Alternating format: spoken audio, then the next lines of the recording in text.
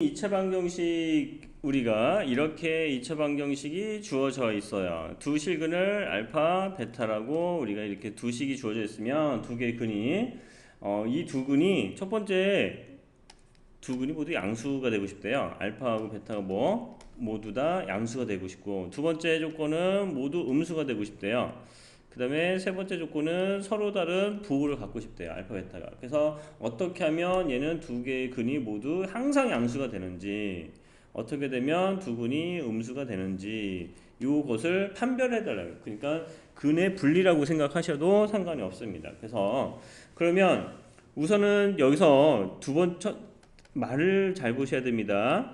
자, 혹시 서로 다른 두 근이다. 서로 다른 두 근이라고 얘기하면 우선은 서로 다른 두 근을 가지려면 어떤 거? 2차 방정식이 ax제곱 플러스 bx 플러스 c는 0이 알파 베타 서로 다른 두 근을 가지려면 첫 번째 조건이 뭐예요?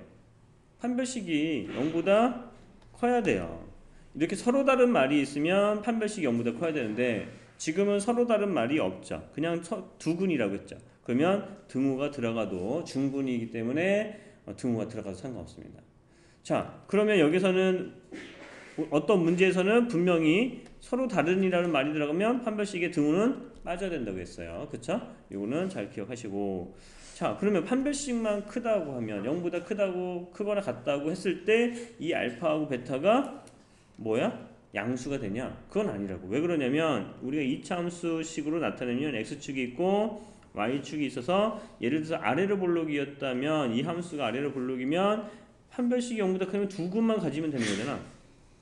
판별식은 뭐하고 관련이 돼 있어? 두 개의 근의 개수만 관련이 돼 있습니다. 그러면 지금과 같은 모양으로 돼 있으면 이거는 뭐라고? 두 개의 근이 서로 다른 두 근이 아니라고요. 그쵸? 양의 근이 아니라고요. 음의 근을 갖죠.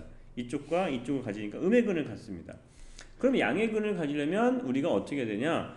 이런 것이 필요한 겁니다. 두 번째 조건은, 자, 첫 번째 조건도 만족을 해야 되고 두 번째 조건 알파 플러스 베타가 0보다 커야 되겠죠. 왜? 너도 양수라며 두 개 다 양수니까 두 개 합하면 당연히 양수해야겠지. 그런데 이것만 또 만족을 하면 어떤 경우가 발생하냐면 이런 경우가 발생해요. 이렇게 해서 여기에 근은 1이고 마이너스 1, 여기에 근은 3이라고 하면 두 개를 합했을 때 뭐가 성립해? 양수가 되는데 둘 다 양수는 아니죠.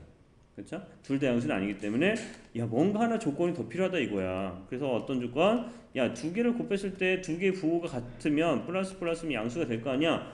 그러면 이 조건도 만족하고 이 조건도 만족하고 이 조건도 만족을 동시에 다 만족을 한다면, 야, 그럼 너 여기 있으면 안 되잖아. 두 개 곱했을 때 음수가 되잖아.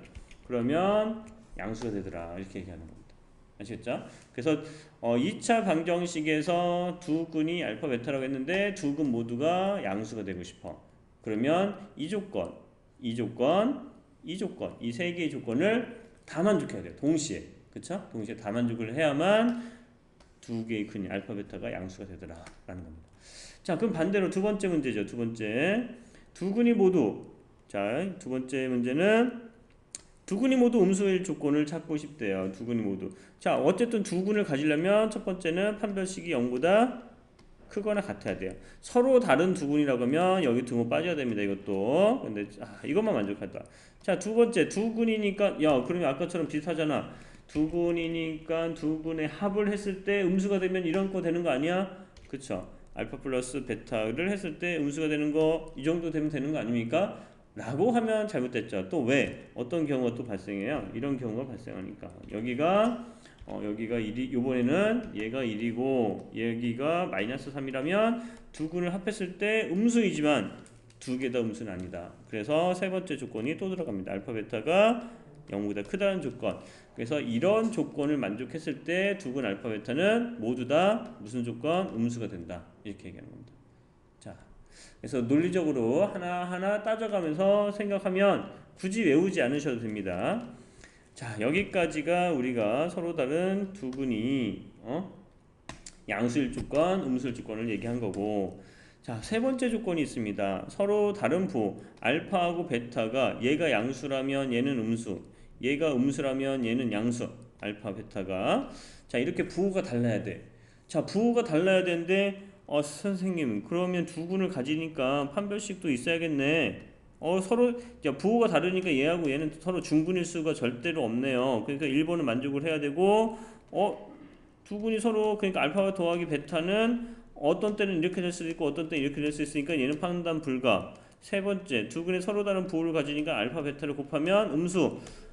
그렇다면 이런 조건이 있어야 되는데 왜 여기에는 판별식이 없는 겁니까? 라고 얘기할 수 있죠. 그쵸? 자, 여기에 왜 판별식이 없냐면 우리가 판별식은 뭡니까? b제곱 마이너스 4ac가 판별식입니다.